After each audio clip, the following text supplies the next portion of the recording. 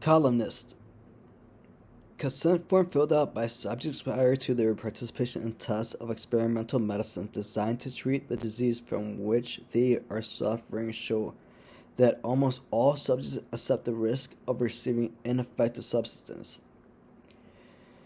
This casts doubt on the claim made by some medicine atheists that many test subjects recent being given placebos, as happened to rough half of all test subjects or recent being given medicines that turn out to be ineffective, as also often occurs. Question. The reasoning in the columnist argument is most vulnerable to criticism on the grounds that the argument. So this could be a Wigner question. It basically, from the information that I read, I understand that the people who are participating in the trials for treatment on the problems or disease they have, they are given medicine that's ineffective, similar to a placebo.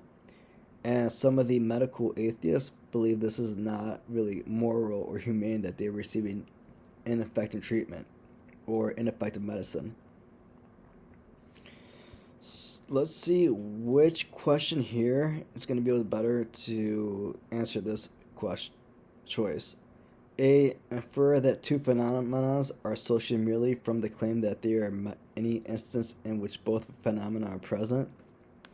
Phenomena is kind of a remarkable person, thing, or event, and we are looking for the correlation between like ineffective and effective medicine. So this choice could be out by process of elimination.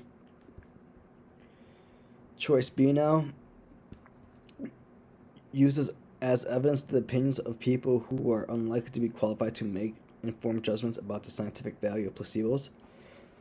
This choice is kind of basically saying that the people participating in the program, the level of awareness in placebo is not really is what's kind of being challenged. But in this kind of stimulus, it's not really about the people's level of education in placebo. So let's go and eliminate this choice. C. Use evidence drawn from a sample that is likely to be unrepresentative. Let's go eliminate this because the sample they're using are not really considered unrepresentative. It's not really considered a bias. They actually use the people who actually are in need of the treatment from the disease that they currently have. D. Takes for granted that most test subjects do not change their attitude towards the chance of taking ineffective substance once the substance they turn out to be ineffective. That's kind of a good way to look at it as far as a Wigner question, or a question that should take critical.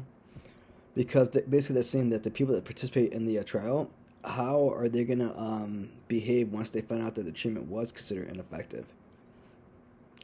That would kind of weaken the argument here. Let's see if choice E is better. Draws a conclusion that essentially about a moral issue by appealing to evidence that is purely factual.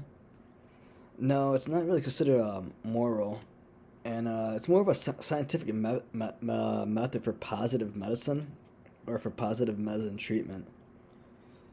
So I'm going to go ahead and eliminate that, and we're going to be left with choice D. The answer for this question is going to be D. Takes for granted that most test subjects do not change their attitude towards the chance of taking ineffective substance once the substance they take turn out to be ineffective.